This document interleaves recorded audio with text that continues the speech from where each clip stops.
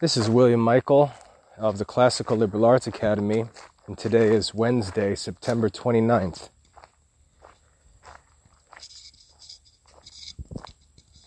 When I was in college and started teaching,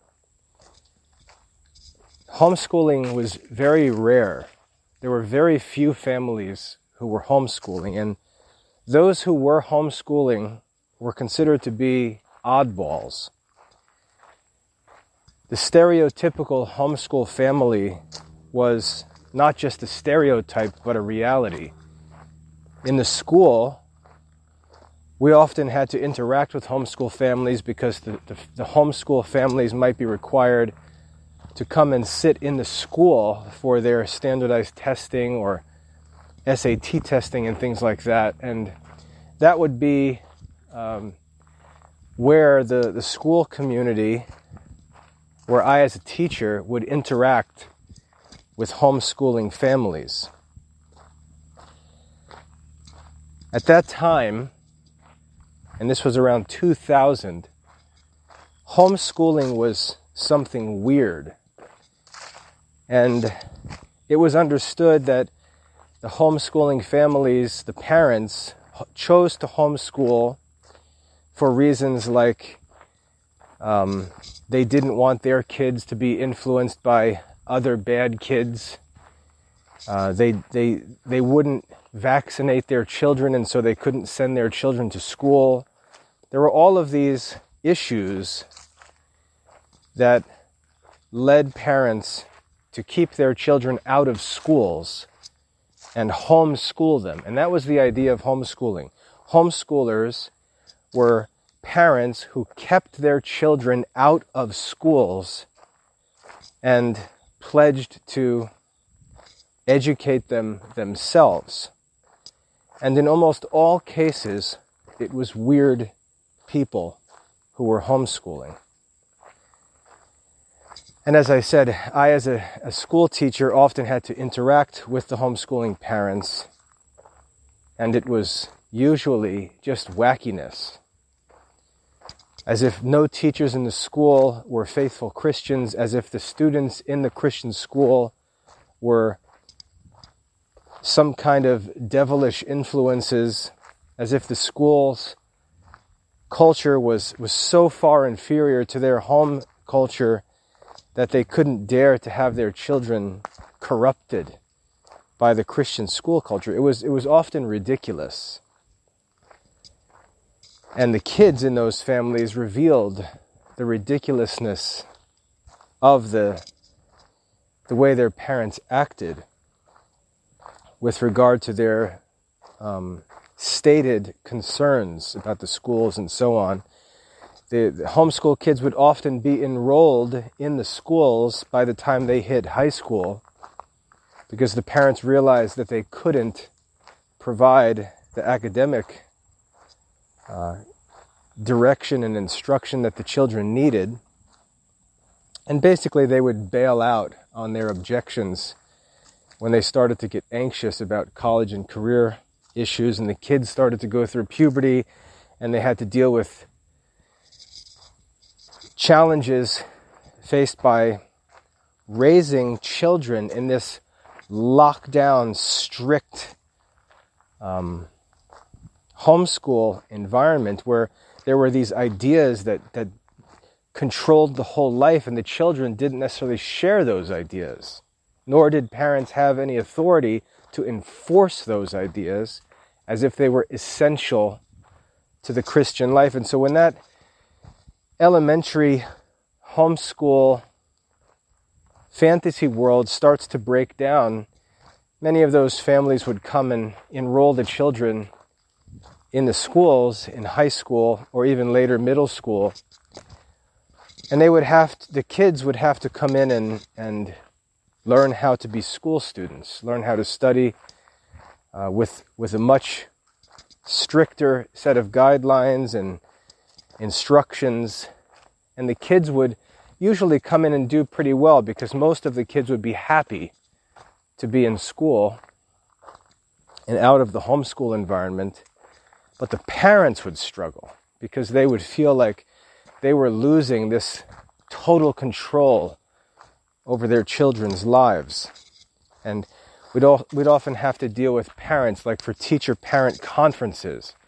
I'd have these parents come in and they're still wrapped up in all of the issues and thoughts that initially led them to homeschool.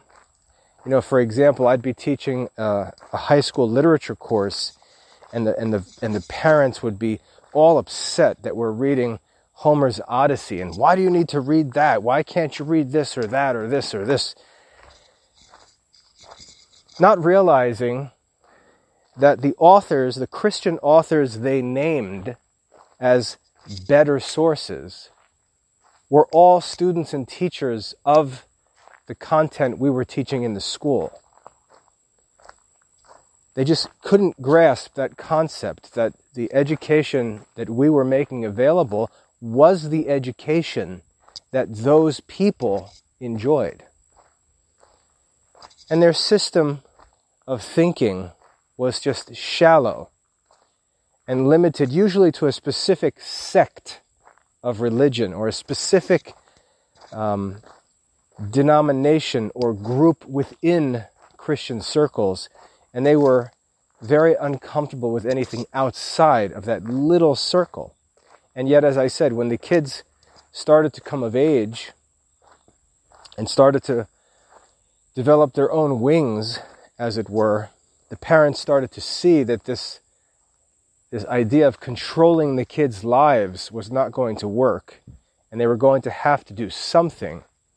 And that would be when they brought those kids to school, and those kids got in line and started to study with the other students. But the parents continued to struggle with it, and the parents were often a pain in the neck for teachers and for the school administrators. And the kids usually did pretty well. But that was 20 years ago. That was 20 years ago. We still weren't using computers much in school. I was still, teaching history, for example, with an overhead projector, the big kind that had the big glass lamp in it that would just reflect up onto the board. We used pull-down maps in the classroom. Everything was photocopied. Textbooks were all in print. The kids walked around with huge backpacks on, carrying all their books. That was 20 years ago.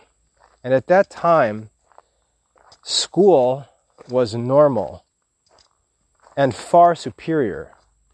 And homeschooling was weird and usually associated with some kind of eccentric persuasion in the minds of the parents that wouldn't allow them to get on board in the school community.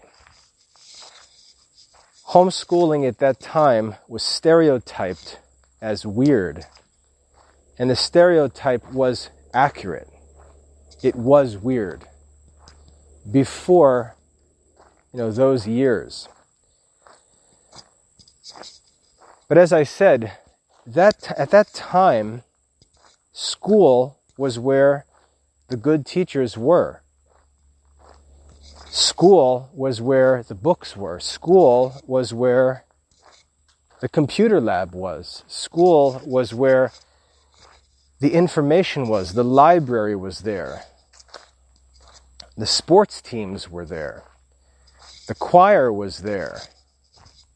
The opportunity to participate in a concert was at the school. The counselors were there. The testing was there. Everything that was necessary for education was at the school. And the homeschoolers were weird. Imagine that they would be able to get things done without all of those resources, and they often simply pursued some bare minimum standard to get the kid through high school diploma requirements while maintaining their odd beliefs or practices in their homes, which didn't represent the beliefs of any real religious group or religious tradition. It was just this individual homeschool cell. But that was 20 plus years ago. In 2021,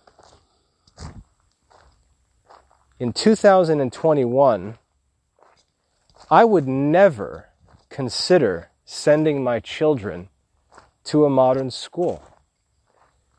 And the reason why is not because I'm afraid of the school community, not because I'm afraid that my kids would be infected by some bad teacher's ideas or that they would be corrupted or soiled by some other children.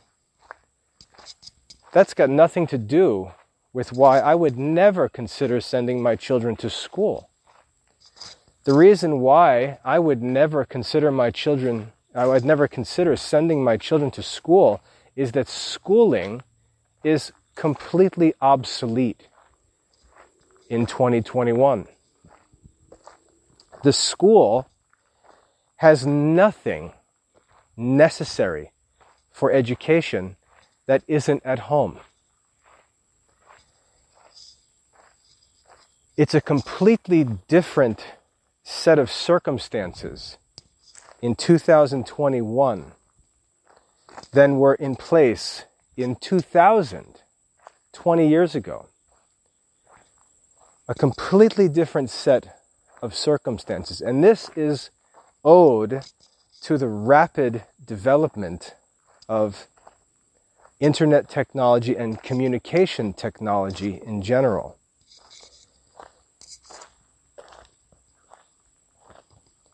Modern schools, as I've said in other talks, really serve a mission today of childcare. Between the ages of a few weeks and 18 years old. The primary role of physical schools in 2021 is to provide childcare for parents who cannot have their children home or do not want their children home. Many parents send their children to school purely out of convenience for themselves. They are not interested in spending the day with their children. They'd like to do other things, whether that's professional or just social.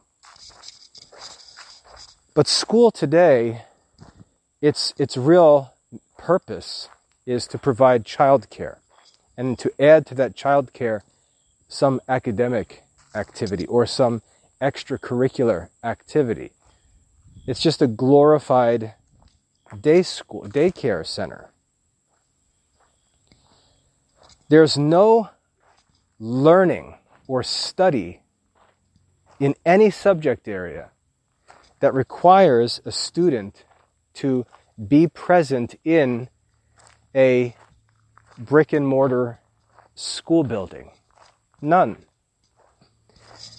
Not only that, but the schools that we will consider the most advanced, the elite private schools where tuition is $20,000 or more for day school attendance. That means no boarding, just local day school tuition over $20,000 a year will be marked by the degree to which they are wireless school environments. The students will all have laptops. The teachers will be using all kinds of the latest technology like smart boards in the classroom. All of the class material will be online, hosted in online study systems called learning management systems, or LMS. The more expensive the school is, and remember, public schools are the most expensive of all because they deal with billions of dollars of government funding.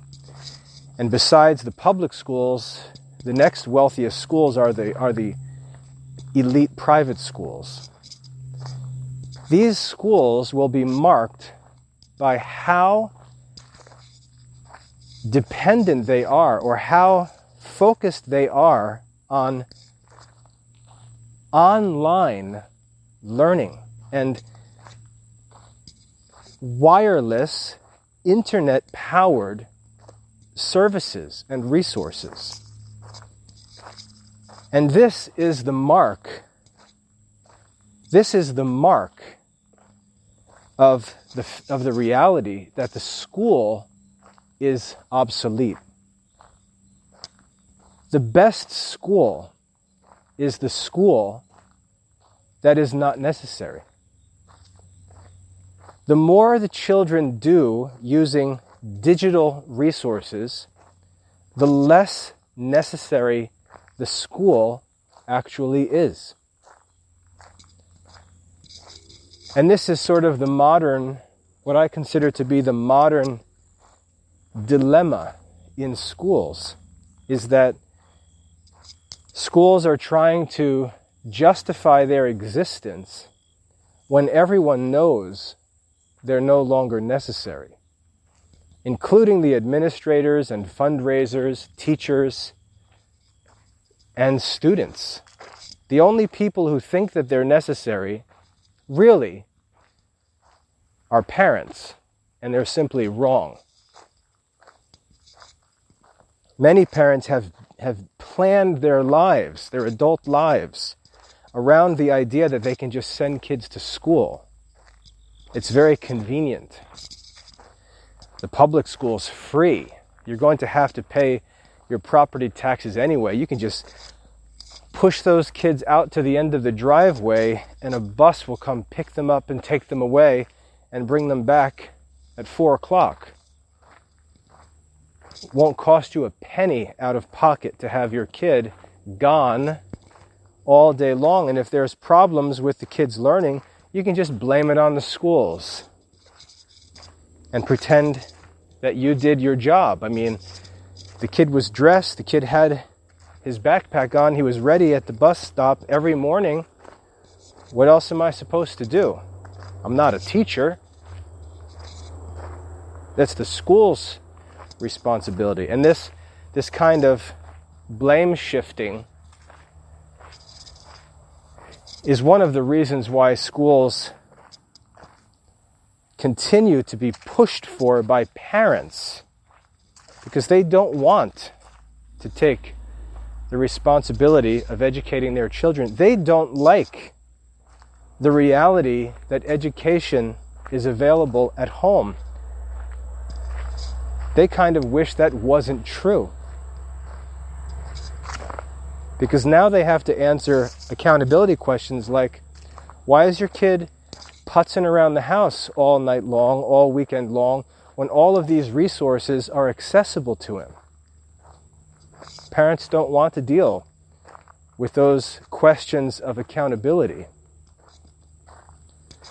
They don't want these added opportunities. They like the old school calendar where 180 days a year, plop the kid at the bus stop or drop him off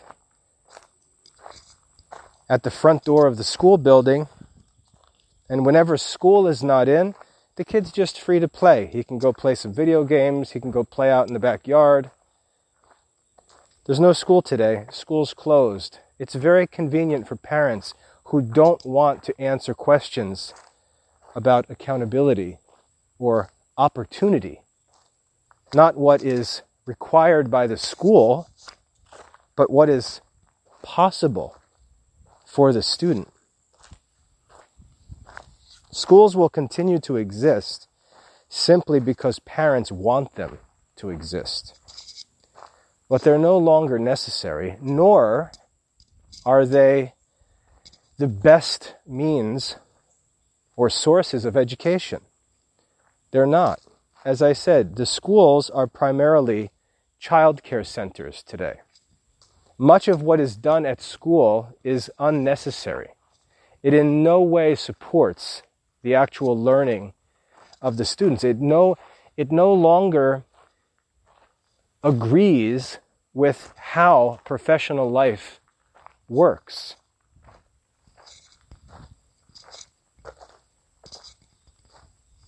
I listen to a lot of talks when I'm running or walking, talks by experts in all different areas of professional life, business, marketing, education, and so on. And one of the shifts that is developing and has been developing since the mid-1990s is that entrepreneurs, people who actually start and run their own small businesses, are becoming more and more the default way, or the default mode, I guess I should say, of doing business in the modern world. The internet and wireless communications technology has allowed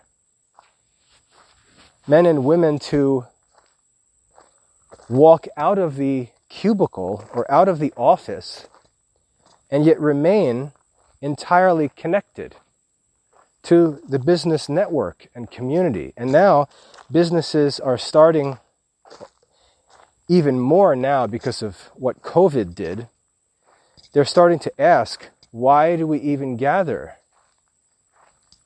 when all of these resources are available? Or how would our business operations change to actually make prudent use of these resources? Why are we continuing to do these things, to have these practices and procedures that were developed before computers and wireless internet technology developed? Why are the policies and procedures of that generation being practiced by us today? And there's no good answer to those questions, but businesses are scrambling to try and figure out what they should do and how they should adapt. Schools are just miles and miles behind, because what's different about the school is they face extinction. Now, we can say there will always be students who need schools, but something interesting is happening. When the public schools were originally created, they were created for students who didn't have other options. The public schools were intended for common children who didn't have access to private education. They were for street children. The public school was where children went who didn't have other options. But then as the money poured into the schools had such an advantage in resources that people who had other options for their children compared them to the public school and judged the public school to actually have more resources available for their children. And children started to be sent to the public schools who did have other options. Doctors and lawyers, for example, might send their children to public schools because the public school had a golf team, a tennis team, had incredible laboratory facilities and resources, exercise gyms, sports teams, on and on. The resources of the public schools became so great that parents began sending children to public schools who had no need of public schools and for whom the public schools were never intended. And the public schools just grew and grew and grew with almost no reference to their original mission. And this created this age of confusion where the public school became the wealthiest and most resource-laden of all the schools. If you go and look at a lower-priced Christian school, you'll find a school that struggles to even stay in business. It barely has resources, certainly nothing like a public school. And then if you go to the elite private schools, you'll find on a smaller scale, because the community is smaller, you'll find similar resources, but serving a small number of students paying an extremely high tuition. And so wealthy parents can choose to send their children to the private school where they'll enjoy many of the same resources as public school students. And that creates the sort of country day school culture or private preparatory school culture, sort of an elite, private, small community with public school resources. But then, in between the elite private school and the public school, you have this spectrum of insufficiently funded private schools that operate usually in the service of some specific religious community or set of beliefs. And these schools have none of the resources of the public schools, cannot emulate them because they don't have the tuition of the elite private schools, and are basically serving a community of low to middle income religious families that want their children in these schools and are willing to accept the insufficient, not insufficient, but the significantly inferior resources for the sake of some conviction that they believe is more important. That sounds good. That sounds virtuous. But in practice, it's not. These schools can't afford to hire quality teachers. They can't. Maybe one or two, but the number of teachers that would be necessary to carry out the stated goals is simply not available. They can't be afforded by the school, and really they don't exist. And so these schools operate based on this promise that this principle or these convictions are being observed, and they're more important than anything else. And as I said, this sounds good, but it's really not the purpose of schools.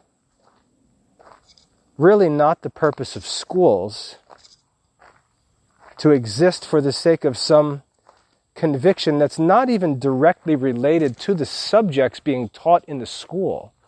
Because if we look at these small private schools, we'll find that they're trying to do everything that the public schools are doing.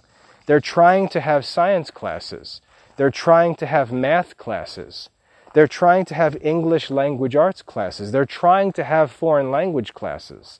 They're trying to have social studies classes, but they don't have any of the resources. They're not actually teaching a different curriculum.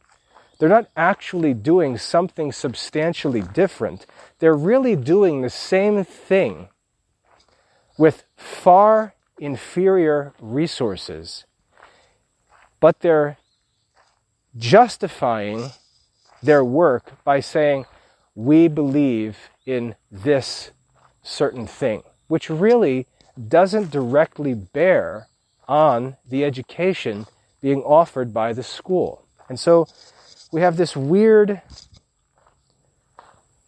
conviction-based private school culture in America that's really like almost a parallel to the homeschool community as it used to exist. And the teachers and administrators and families in the elite private schools and in the public schools look at these schools and just shake their head like, what are you doing? Why are you trying to pretend you have a science lab when there's a state-of-the-art science lab available right here in your local public school? Why are you having this part-time mom teach your math class when you've got a teacher here in the public school with a master's degree in mathematics available to your children for free because he doesn't share your religious views? You're studying the same subjects. There's no real substantial difference in the curriculum or content. And so these low tuition private schools exist and really can't explain what they're doing except to continually tell parents, oh, but here in our school, you get your convictions served and honored.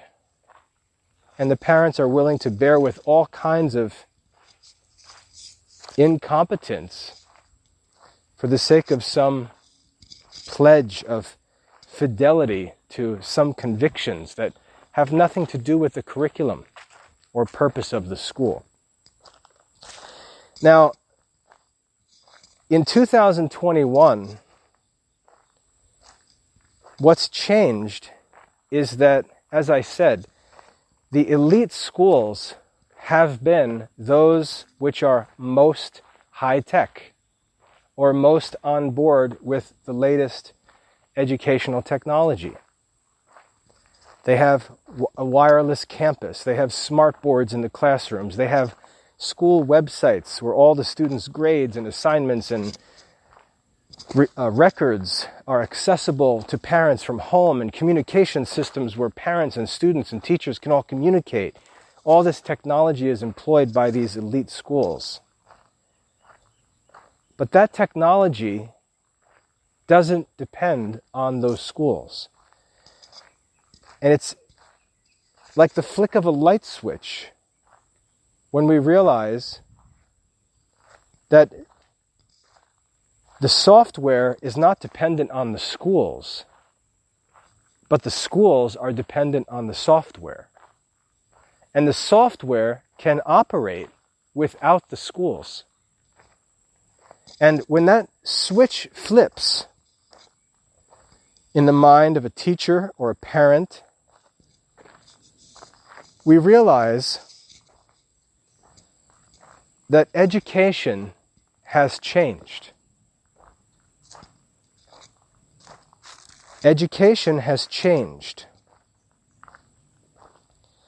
The education can now be removed from the school building and be made available anywhere. It's like the spirit of a person. Imagine if we could take the spirit of Socrates and just make it available everywhere in the world rather than in one body that lives in Athens. If the spirit of Socrates could be made available everywhere, there would be no need to travel to Athens to speak to Socrates.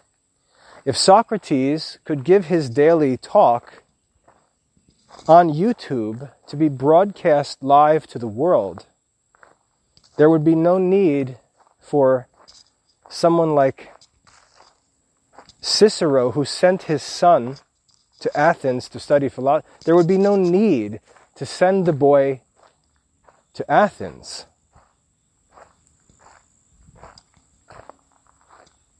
And that's what's happened in modern education.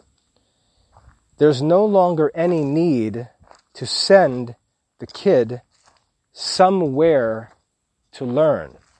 There's no longer any need for the kid to think of his school day as being from 8 o'clock to 3 o'clock, Monday through Friday, for only 180 days of the year. For a kid to spitefully put his books away or close his computer because it's 3 o'clock and it's Friday, and say that he's now free until Monday at 8 o'clock, is to manifest the character that is not interested in learning. That character of academic disinterest is everything that the colleges are looking for to reject admission. And what's going to happen is students applying to colleges are going to be reaching higher and higher standards because there are going to be students who are taking advantage of the opportunity they now have to study all the time. The achievements are going to greatly increase, and the schools are going to be trying to keep them low so that the kids in the school are not set at a disadvantage by going to school. The elite education is going to be the education that's not following the school calendar, that's not following the school curriculum, but has this boundless time and breadth to pursue every subject from the best sources, not from Mr. Smith, who just happens to be the math teacher in my hometown. But a student today can find the best math teacher, maybe even the best math teacher in history, and study his teaching, rather than even the best teacher available today, because even the best living teacher is no longer necessary, because students have access to the best historical teacher.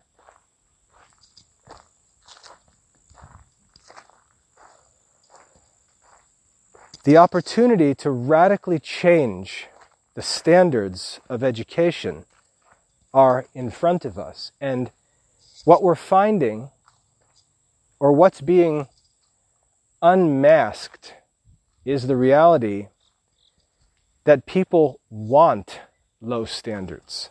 They want low standards. They like the school calendar.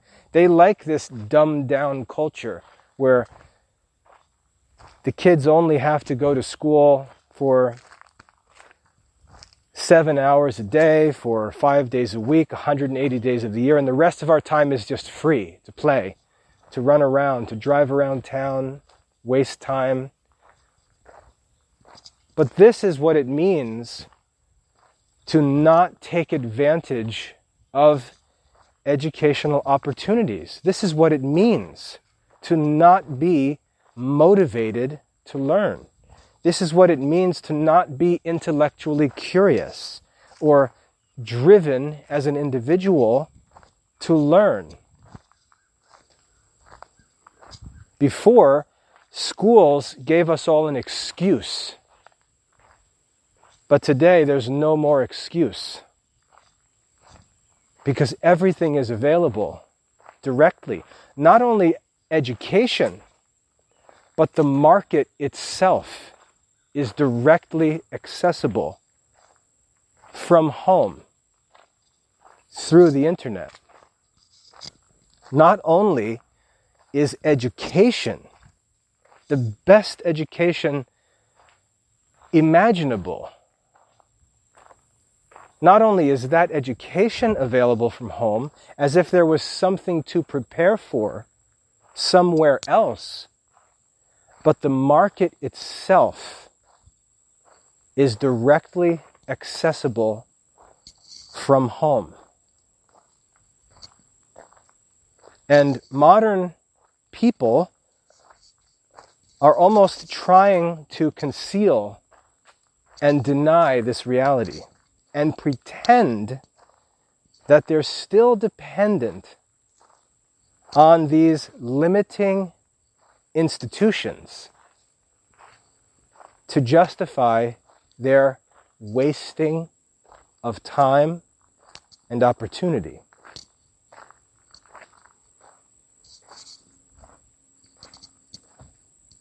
I get this all the time in the Classical Liberal Arts Academy. I'm working to research and restore the classical liberal arts because I believe it's the best instruction of all time. And I, as an individual, want to study the writings of the best teachers, not in my town, not even in my lifetime, but in all time. And I'm working to not only study that myself for my own benefit, my own wisdom, but I'm seeking to make that system of education with those chosen sources available to others conveniently and affordably. And I'll have parents complaining that I'm not publishing lessons fast enough, or I'm not publishing assessments fast enough. And they'll threaten me that they're going to withdraw their children from the academy and go to another program where none of the objectives of the academy are even pursued. And this is just the typical modern excuse making. So if I were to say the goal of this curriculum is to seek the wisdom of the ancients and to study the sources that were studied and taught by saints and wise men through history, and a parent comes on board and says, amen, yes, that's what I want for my kid. I want my children to study the sources that the saints and wise men of the past studied, and to study using those same methods that were used by St. Thomas Aquinas and St. Ignatius of Loyola, St. Augustine, and so on. That's what I want for my children. And so they sign up. And here I am working as hard as I can to make that available. And then when they're forced to wait for something, the option in their head is, oh, you're not publishing content fast enough, therefore I'm going to go back to a modern education that doesn't serve any of the goals that I said I was interested in because you are not preparing them fast enough for me. And that's just an excuse. Because there's no reason why William Michael needs to prepare anything for anyone. The books that I use are available for free on Google Books or on archive.org. I don't own the books. I don't write the books. These books are freely available to every Christian student everywhere. If you're a homeschooling family, there's no need to have your child assessed by William Michael. So when you choose to leave the Classical Liberal Arts Academy and go to the local public school, any attempt to blame that on something the Classical Liberal Arts Academy did is just baloney excuse making. You are perfectly free to study the classical liberal arts yourself. And you are perfectly free to lead your children through these books yourself.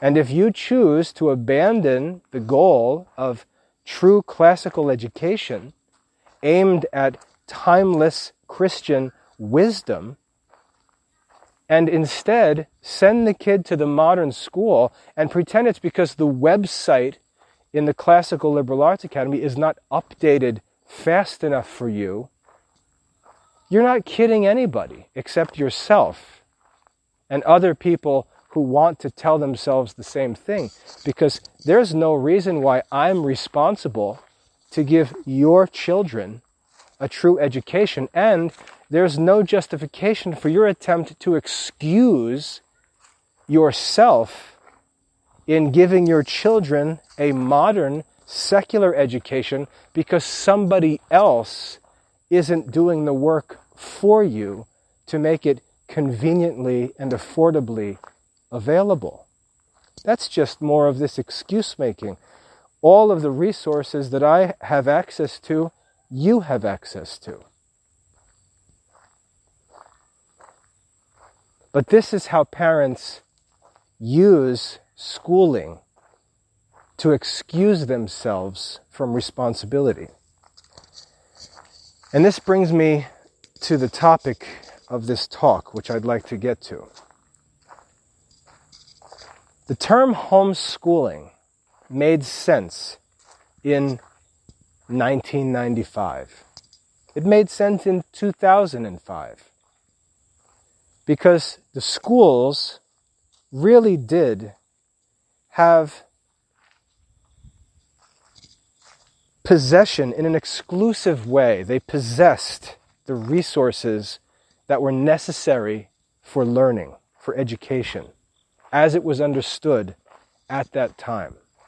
The schools really did possess resources that you just couldn't get a good education without, especially in a modern context. And when someone chose to homeschool 20 years ago, it was clear that they were choosing to go without those resources, to spite themselves for some eccentric conviction that they claimed to have. And homeschooling was considered weird because the resources in the schools were so far superior, and the results of the schools were better than the homeschool results.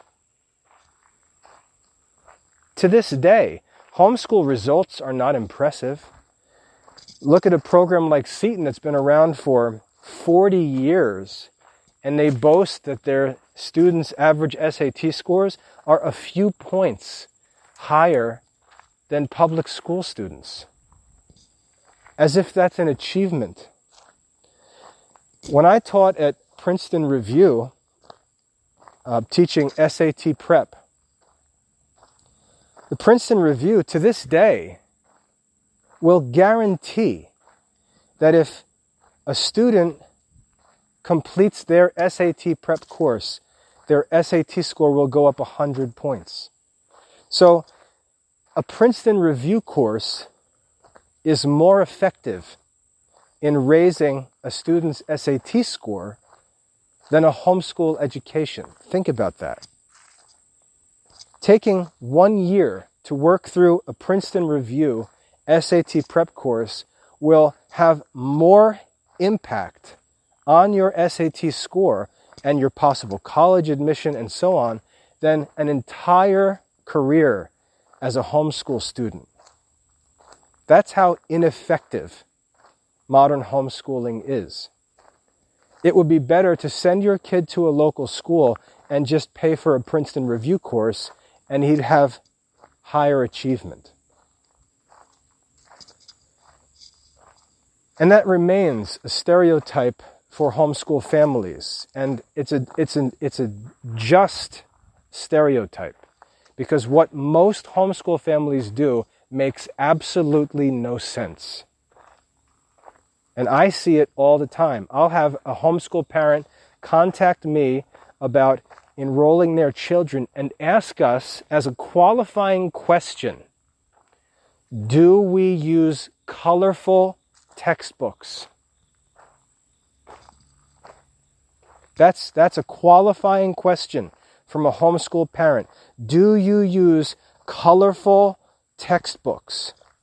Or the parents will contact me and immediately start asking questions about how much time this is going to require.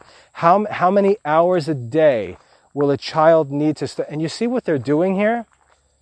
The academic content and information is available 24 hours a day. And they are looking for a program. They're looking for a school program that they can say only requires a certain number of hours to justify neglecting their 24/7 access to learning resources and pretend that their school schedule, we only have school from 9 to lunchtime because our school no. The school is being used as an excuse by homeschool families to do as little as possible. And they're looking for a school program that will allow them to justify their neglect of study. And my response to these families is, ma'am, our resources are available 24 hours a day. Our courses are all self-paced. Students can study all day and all night, every day, year-round. There's no restriction or limit on how much time anyone should spend on our program. And that disqualifies us from their enrollment, because they're looking for a school that will guarantee them that they do not have to study more than 4 hours per day. That's what the homeschool family is looking for. Someone to tell them, you don't need to study for more than 4 hours per day. And they're doing that intentionally while all learning is accessible 24 hours a day. And then they start with all of the self-diagnosed physical disabilities. Oh, well, my child can't read on a computer screen. My child can't follow written lessons. My child is a visual learner. All self-diagnosed craziness.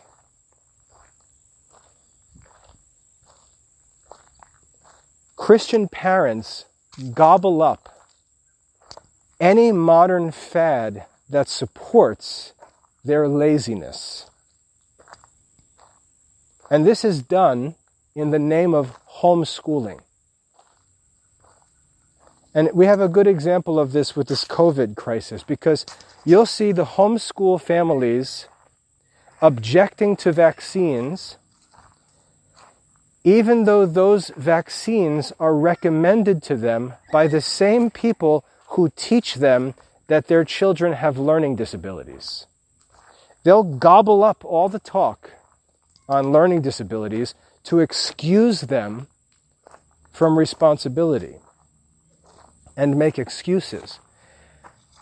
Gobble up all of that teaching, all of that content, telling them why they can't do this and they can't do this and they can't do this.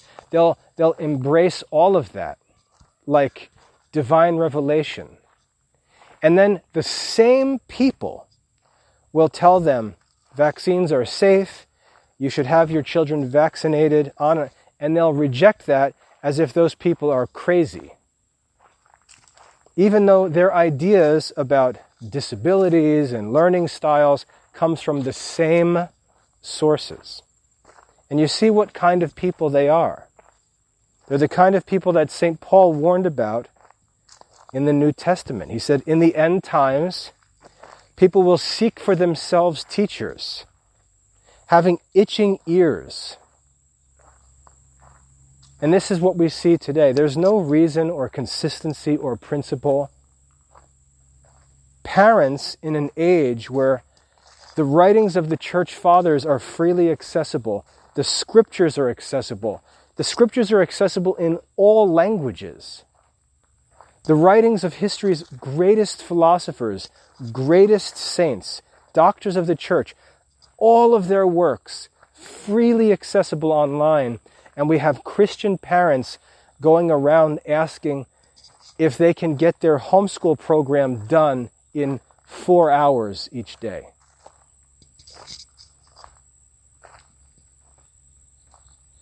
And that's why I say the stereotype on homeschooling is deserved and just. It's true. It's true.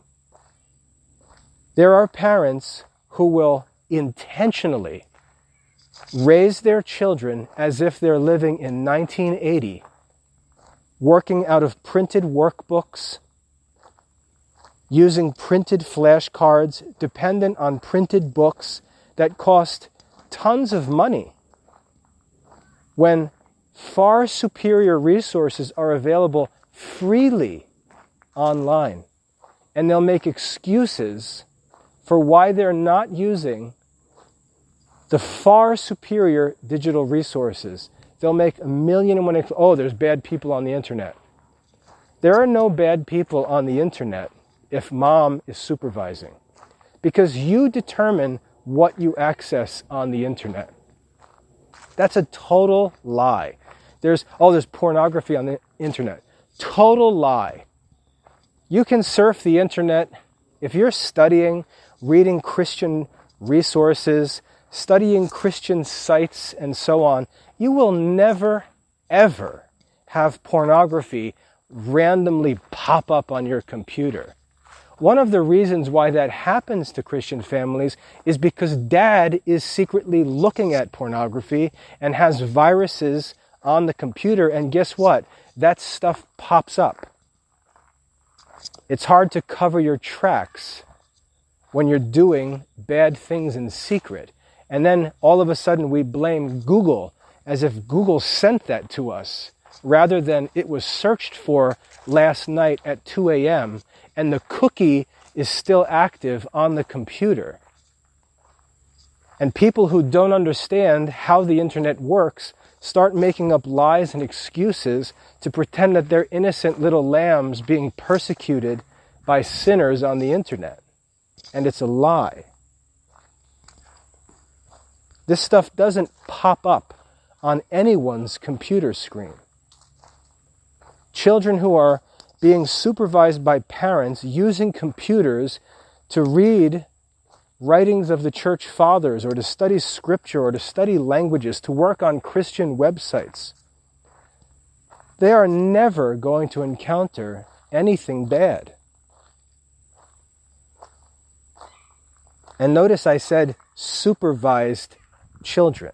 So if you put your kid on a computer and treat the computer like a babysitter and wander off to do your own thing and leave the kid for 2 hours idle with nothing to do on a computer, and he searches up lady's butt on Google and he gets pictures of ladies' butts, that's not Google's fault. That's your fault. Because of course kids are going to do that. They're going to search up all kinds of goofy stuff. My kids get in trouble because they'll Google something like scariest fish in the ocean. And I'll come in and catch them in the little bit of time that they had trying to get off the website and do it. It's just a matter of supervision. And this is true of anything.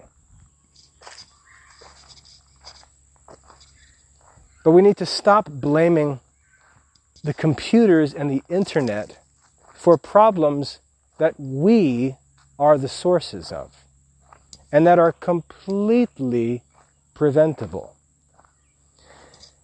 And stop using this boogeyman excuse to justify our neglect of the study resources that are available to our children 24 hours a day.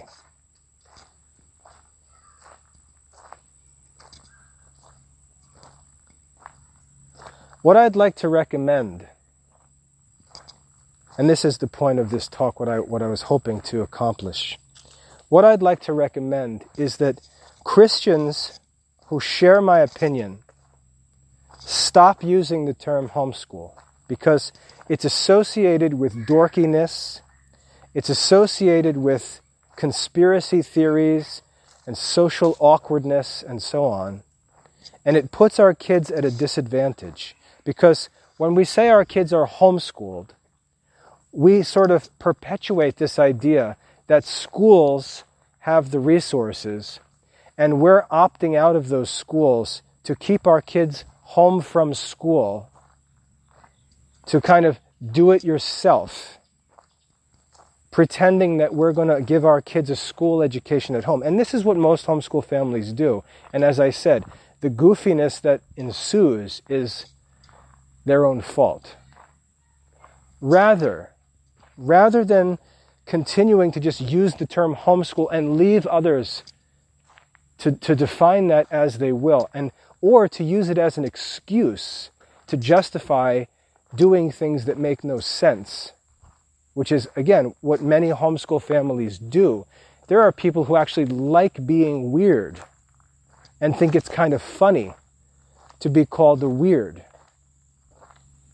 The kids don't like it, but there are some parents who actually they feel like when they're called weird, it's like some kind of persecution, even though what they're doing has nothing to do with any requirements of the Christian faith. Any time that someone disapproves of them or gives them a hard time, they immediately imagine that they're being persecuted for the faith. And that's sort of a mental disorder that is part of the problem with homeschooling. It becomes this underground, imaginary community that thinks the boogeyman is coming to persecute them.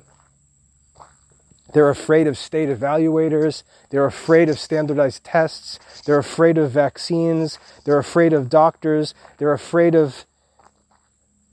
That's not how Christians live. The Proverbs say, the wicked flee when no one's pursuing them, but the righteous are bold as a lion. This cowardly Christian culture, hiding underground, is not virtuous culture. But like I said, there are people who like that. They want that attention. And when you say, I'm a homeschooler, you can almost laugh at doing things that are intentionally ridiculous. Like taking a book published by an Amish community and calling it classical education.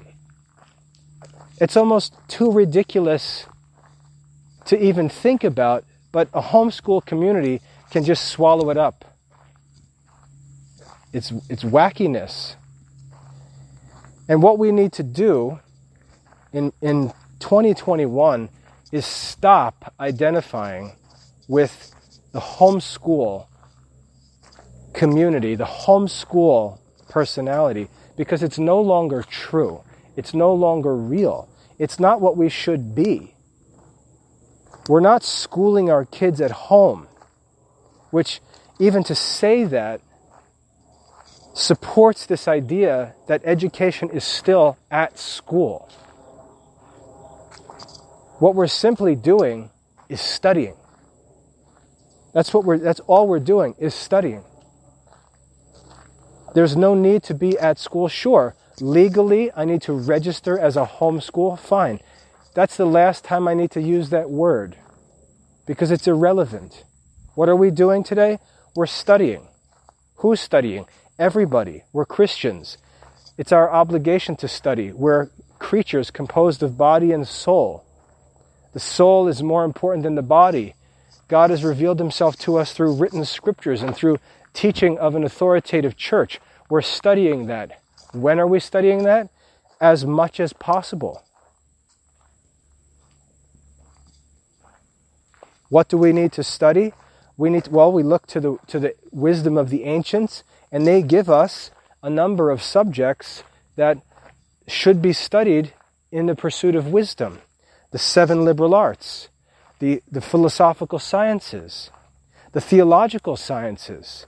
These are things that need to be studied. Sacred scripture, catechisms of the church, the writings of Aristotle and Plato and Seneca and Cicero. All of the timeless and trustworthy sources of wisdom and sound instruction. We study history. We study foreign languages. We study mathematics and natural sciences. We study moral philosophy, natural philosophy, on and on. We have 24/7 access to these resources and we study.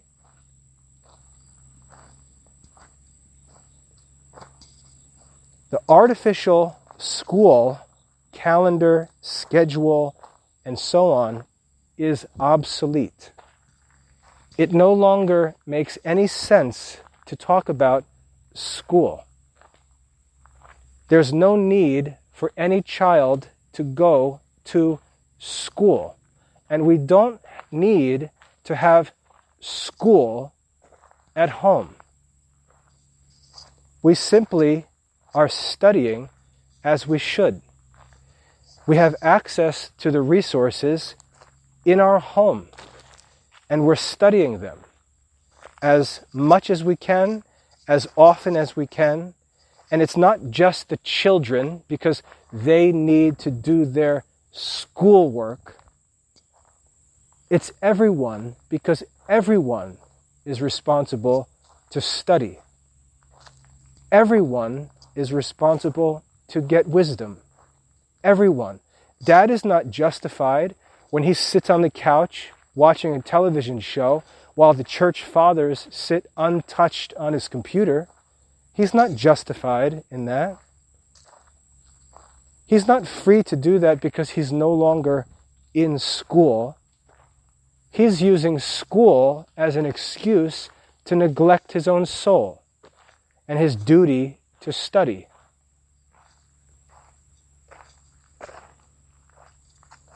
If a certain homeschool program doesn't include the study of sacred scripture, we can't justify that and say, well, it's not required by our school. That makes no sense.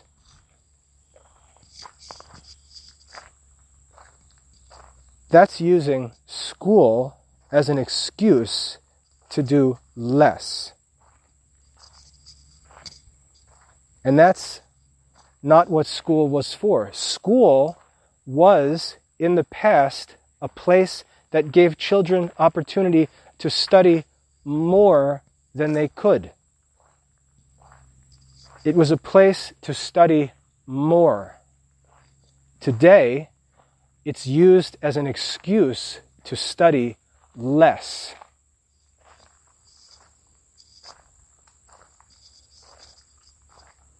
And this is true in all circles, but I would say most of all in homeschool circles. Because Christians should know better.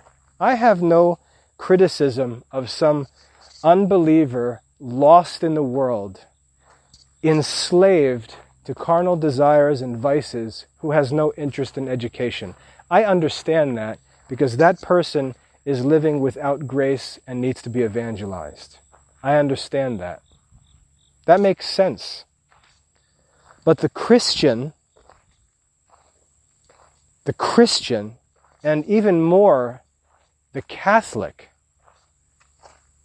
who chooses to putz around watching television, wasting time, just walking around in circles, when these resources are sitting right on the table, freely accessible 24 hours a day, and he doesn't touch them because he's not in school. We see what's really holding back progress in education. And what's going to happen is that some group is going to take advantage of this opportunity. And they're going to leave everyone in the dust. And they're going to seize all of the opportunities that are currently available, which Christians should be all over, but they're not. And some other group is going to seize the opportunity, and they're going to make a move in modern society, and they're going to gain power over different industries, over different circles of life, of political power.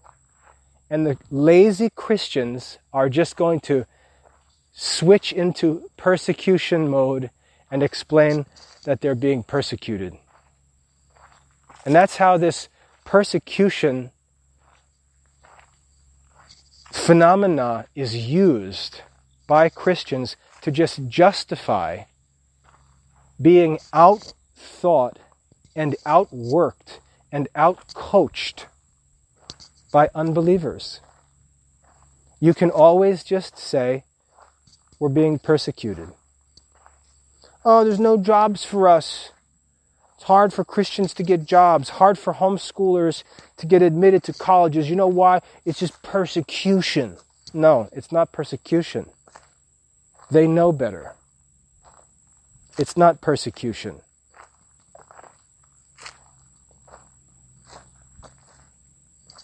You have the Christian who shows up and he's going to work from 9 to 5, Monday to Friday. He's going to have all kinds of demands that everyone else has to submit to so that he can earn a paycheck. And he's just going to be a pain in the butt all the time. And nobody wants to hire that person because there's work to do. It's not persecution. It's a disconnect between the reality of what the market is and what work is, and this lazy, excusing culture that's become common among modern Christians. They have a right to pro-Christian work environment. They have a right to pro-Christian schools. They have a right to pray in school, in public school, and that the Bible should be welcome. What are we talking about? There's no right to any such things. And besides, your children don't even need to be in the public school in the first place, which is why the argument makes no sense. The content is available at home, 24 hours a day. The excuse making is just going to put Christians into deeper and deeper holes. And what's scary is that as they lead their children into deeper and deeper holes and put them at greater and greater disadvantages, any time that their disadvantages are realized, they're going to explain it away by telling their children, we're being persecuted. Daddy has no job because the world persecutes Christians.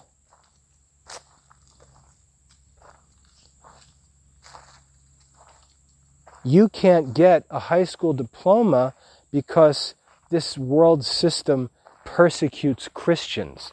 You can't get a high standardized test score because these tests are biased against Christians, and it's one of the ways that we're persecuted. And the excuses just go on and on and on, and it's as if people really believe that someone is out to get them. In the most peaceful and prosperous society that Christians have ever lived in.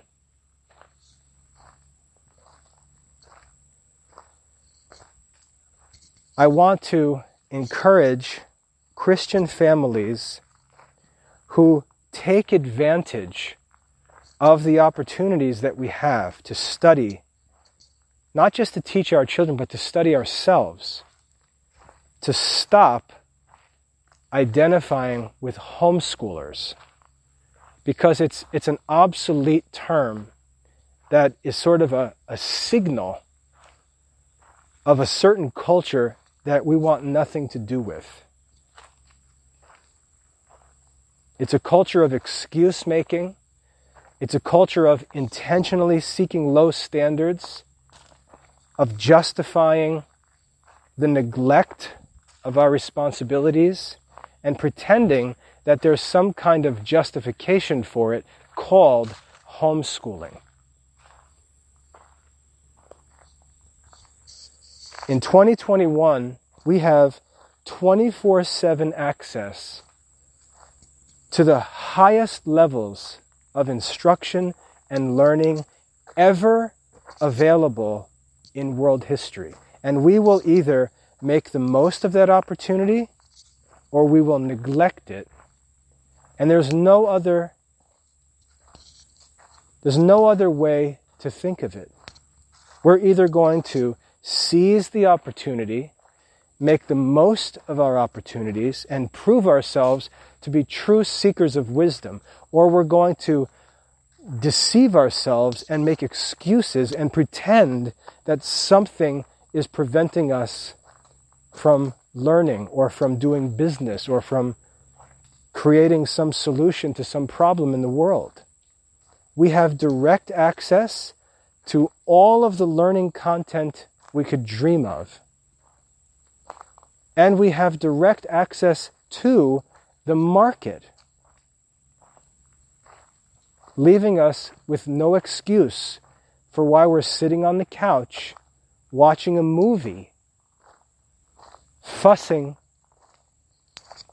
about problems in our lives, as if some institution has let us down. Homeschool families complain about the clergy, as if the clergy doesn't help them enough.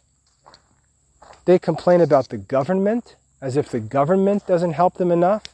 They complain about the schools, as if the schools don't help them enough. They complain about their employers, as if their employers don't help them enough. And what they ignore all this time is that they are dependent on none of those institutions. It's an act.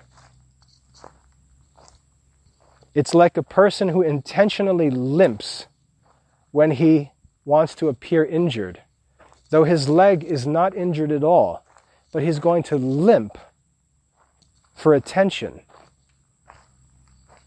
This homeschool culture is a culture that walks around limping when nothing's wrong.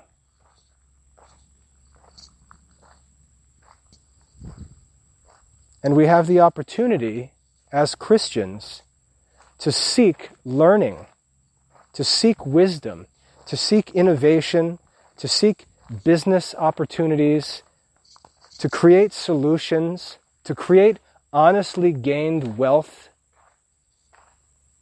to educate our children, to improve our family culture that Christian families have never seen before. And if we look at our daily schedule and examine our use of time, we have to ask ourselves, are we making the most of this opportunity, or are we simply wasting it? And what will the consequences be in 10, 20 years? What will the consequences be? There are people who are going to make the most of these opportunities, but I don't believe that they'll be Christians. As I work, I see other countries leading. For example, India is very proactive with computer technology.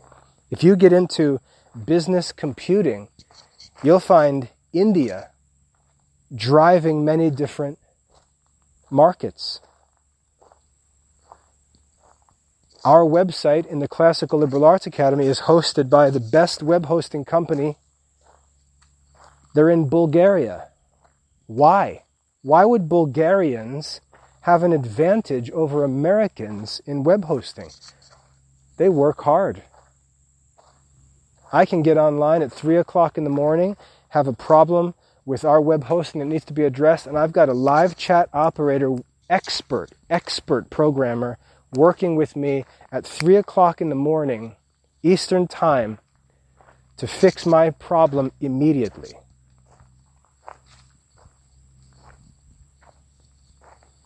That's Bulgaria. Many of the services we use are developed and maintained by programmers working from India. I'm not sure I can think of any services that I make use of that are developed and served by Americans.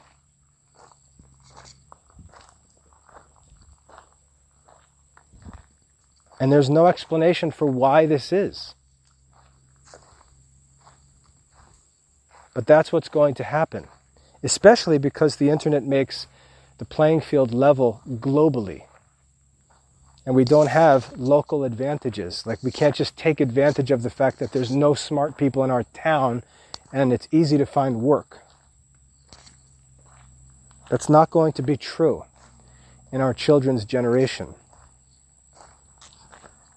And Christians are going to complain that tasks are taken over by robots or by artificial intelligence. They're going to pretend this is some kind of end times, antichrist revelation, when it's just the fact that people are so lazy that a robot can do a better job at most jobs than a human can. We're going to pretend the problem is the robots rather than the reality that the robot can outperform some lazy human who's got a brain that's just mush, can barely work without thinking he's going to dehydrate or starve to death, calls out 10 days a month because he's sick and can't function, and then complain that he's been replaced by a software program that's available 24/7, just like he could be.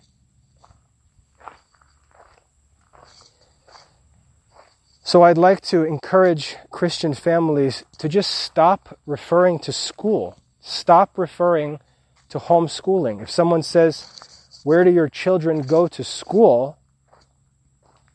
the simple answer is, our children don't go to a school. Our children study at home. They have 24/7 access to all the same resources available, and we study as much as we can, all day, every day, year-round. And my daughter, Melissa, she started her own graphic design business when she was 14. And my son, Thomas, over there, he started his own programming business when he was 16. Because the market is directly accessible to these kids. My daughter took community college credits online and had 24 college credits finished when she was 18 years old and transferred in to the local university to complete her degree. Half of her courses are online. She lives at home and commutes into town when she has an on-campus class. It cut the cost of college education down to 1/3 of what it costs to live on campus, which was necessary when classes were on campus. But they're not anymore. These excuses don't make sense. The degree is no longer somewhere on campus.